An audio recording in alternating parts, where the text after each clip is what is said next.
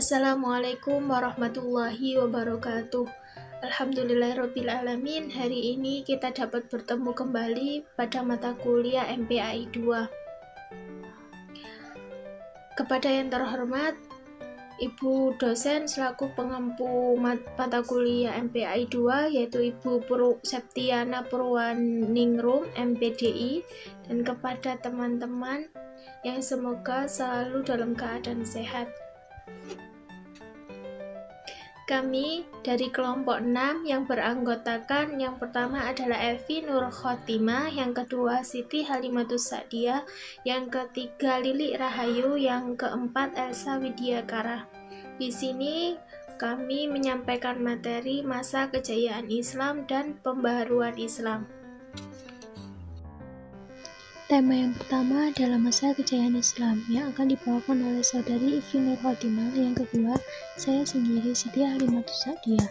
Masa kejayaan Islam dibagi menjadi 3 subbab. Yang pertama periodisasi sejarah Islam, yang kedua masa kejayaan Islam, yang ketiga tokoh-tokoh kejayaan Islam.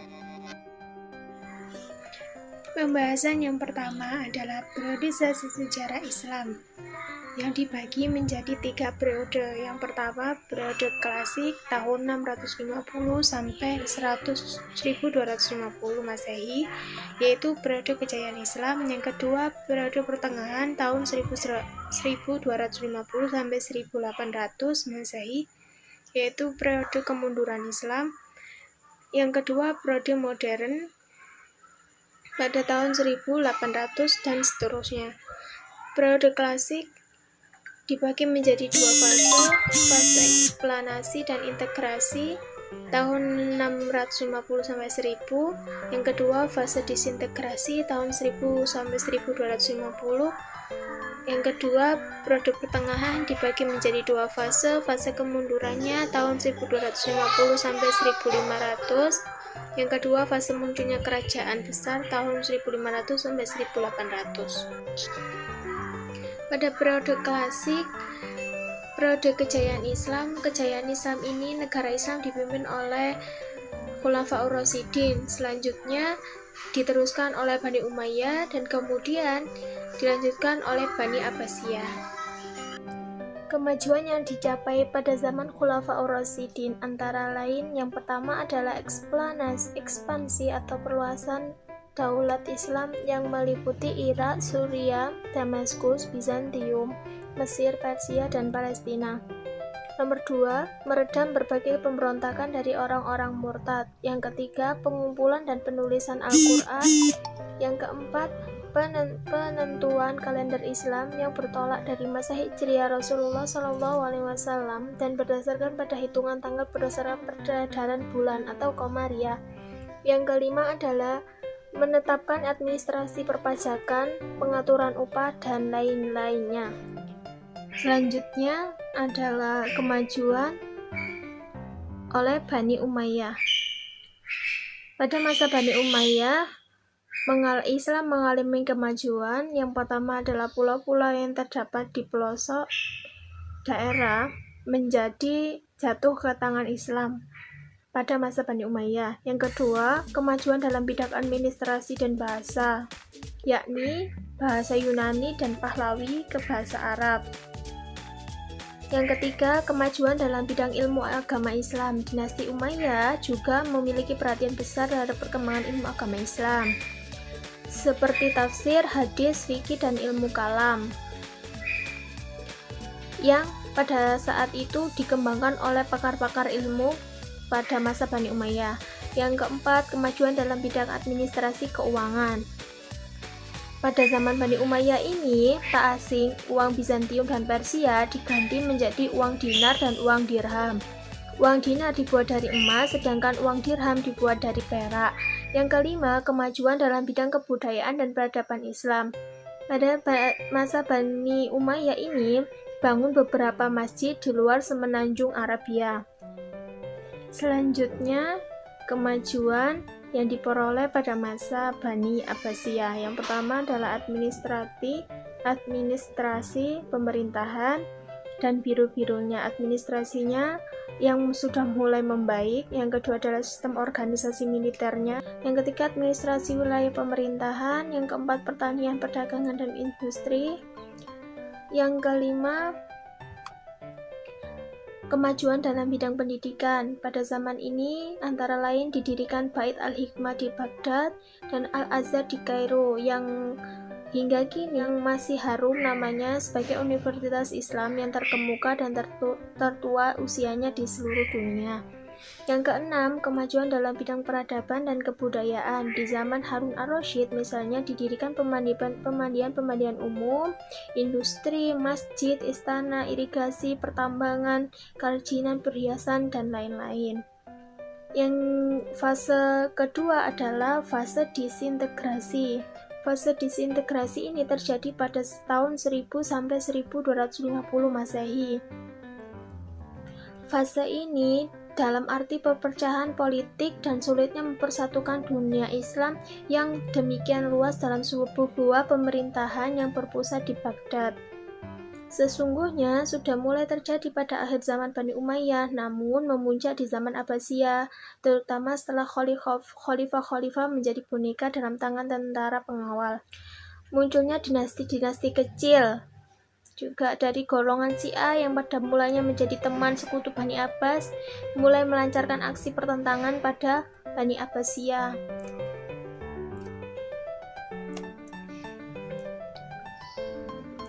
Pada masa Bani Abbasiyah juga terjadi perang salib, perang suci. Dari keterangan tersebut dapat diketahui bahwa disintegrasi dalam lapangan politik membawa disintegrasi dalam lapangan kebudayaan, bahkan juga dalam lapangan agama. Perpecahan di kalangan umat Islam semakin menjadi besar dengan adanya daerah-daerah yang berdiri sendiri, memecahkan diri dari pemimpinan Bani Abbasiyah. Pada abad pertengahan, tepatnya sejak fase kemunduran, Islam mulai mengalami kemunduran dan keterbelakangan pada seluruh aspek kehidupan, yakni bukan hanya pada bidang politik dan kekuasaan, melainkan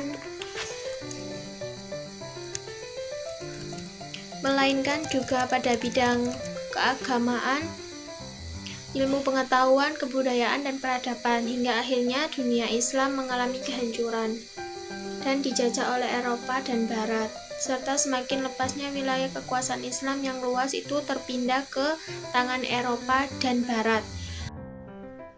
Fase yang kedua adalah fase munculnya 3 kerajaan besar pada tahun 1500 sampai 1800 Masehi.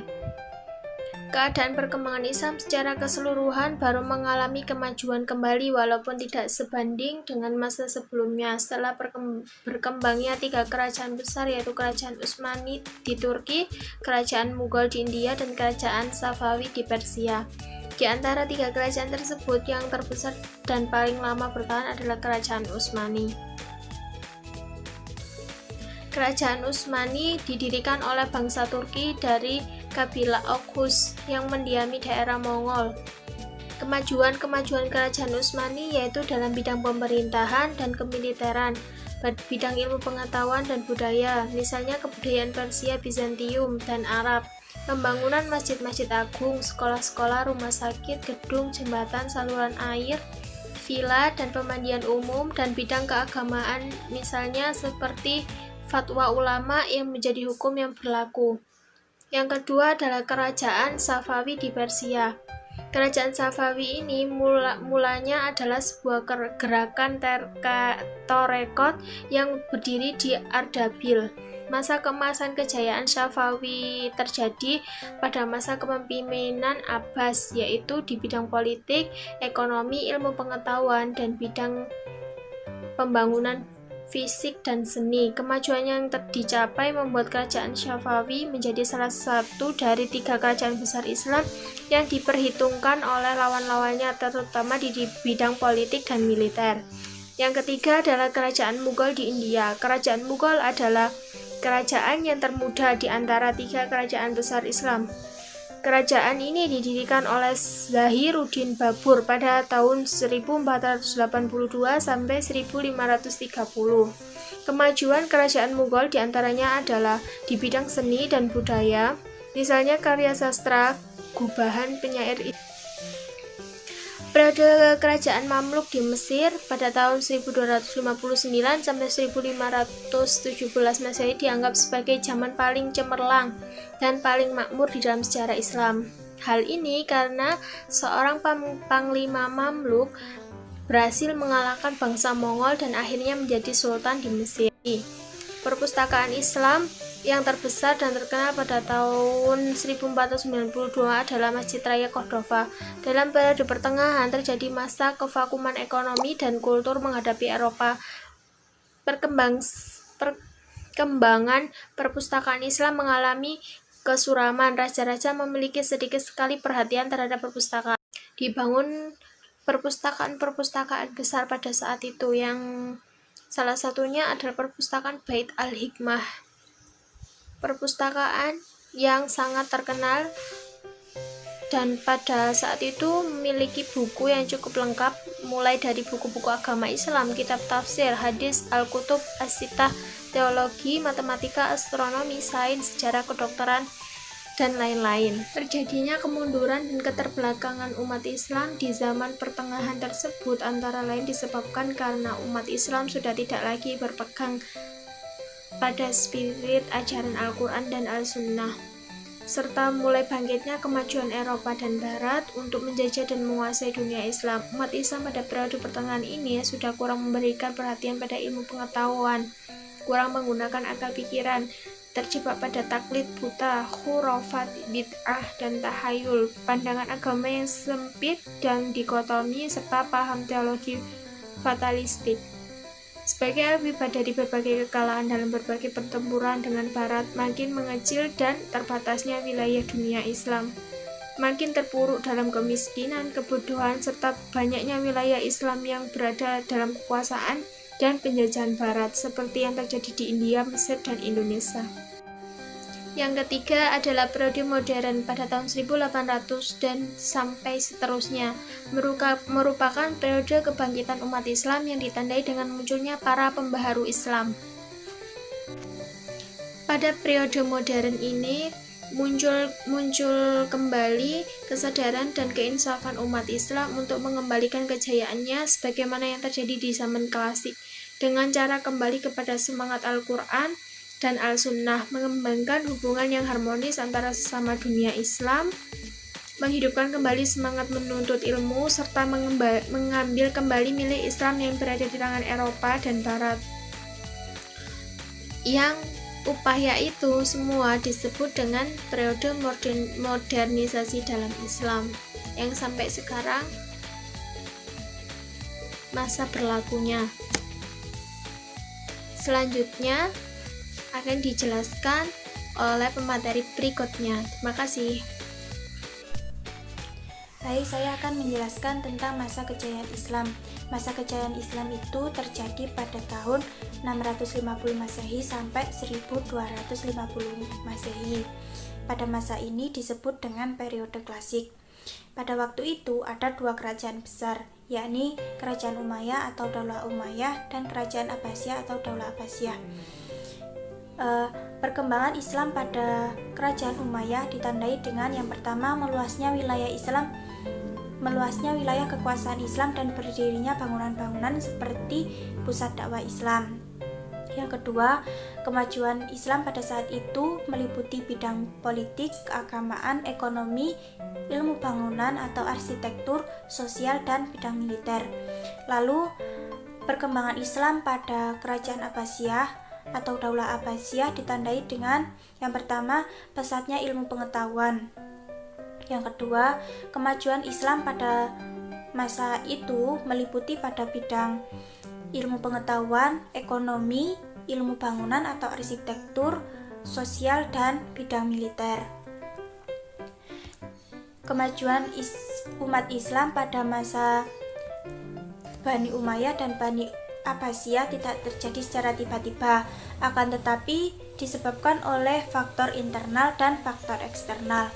Adapun faktor internal dari kemajuan Daulah Umayyah dan Daulah Abbasiyah, yakni yang pertama, konsistensi dan istiqomah umat Islam pada ajaran Islam. Lalu yang kedua, ajaran Islam yang mendorong umatnya untuk maju. Yang ketiga, umat Islam sebagai rahmatan lil alamin atau rahmat seluruh alam. Lalu yang keempat, Islam sebagai agama dakwah sekaligus keseimbangan dalam menghadapi kehidupan dunia dan kehidupan akhirat. Lalu selanjutnya, faktor eksternal dari kemajuan Daulah Umayyah dan Daulah Abbasiyah. Yang pertama, terjadi asimilasi antara bangsa Arab dan bangsa-bangsa lain yang lebih dahulu mengalami perkembangan dalam ilmu pengetahuan. Seperti pengaruh Persia pada saat itu sangat penting. Persia banyak berjasa dalam bidang pemerintah, perkembangan ilmu filsafat, dan sastra. Adapun pengaruh Yunani masuk melalui berbagai macam terjemahan dalam banyak bidang ilmu, terutama pada ilmu filsafat. Lalu yang kedua, gerakan terjemahan pada masa periode klasik, yakni usaha penerjemahan kitab-kitab asing dilakukan dengan sangat giat. Pengaruh gerakan terjemahan terlihat dalam perkembangan ilmu pengetahuan umum, terutama pada bidang astronomi, kedokteran, filsafat, kimia, dan sejarah. Faktor lain dari kejayaan Islam disebabkan adanya gerakan ilmiah atau etos keilmuan dari para ulama yang ada pada periode klasik tersebut. Antara lain, yang pertama, melaksanakan ajaran Al-Quran secara maksimal. Yang kedua, melaksanakan isi hadis. Seperti banyak hadis yang menyuruh kita untuk terus-menerus menuntut ilmu, meski harus ke negeri Cina. Bahkan tidak hanya ilmu agama yang dicari, tetapi ilmu-ilmu lain yang berhubungan dengan kehidupan manusia di dunia. Yang ketiga, mengembangkan ilmu agama dengan berijtihad. Contohnya, ilmu pengetahuan umum. Dengan mempelajari ilmu filsafat Yunani, maka pada saat itu banyak bermunculan ulama, yakni ulama fikih, tauhid, tafsir, hadis, dan ulama bidang sains seperti kedokteran, matematika, optik, kimia, fisika, dan geografi.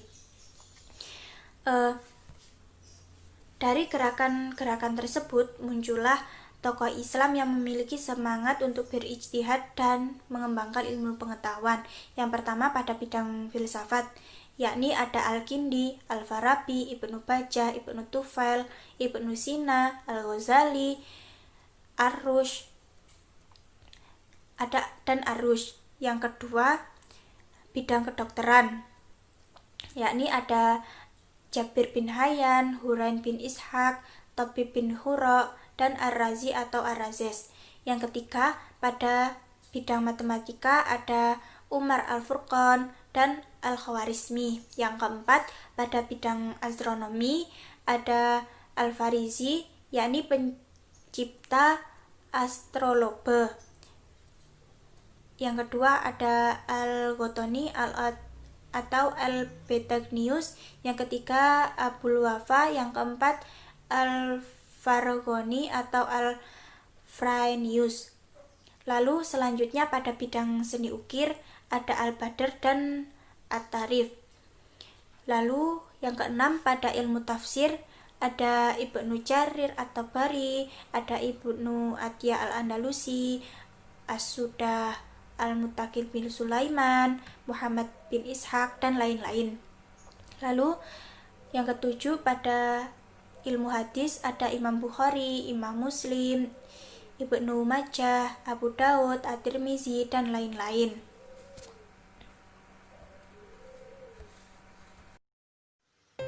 Selanjutnya adalah biografi beberapa tokoh pada masa kejayaan Islam.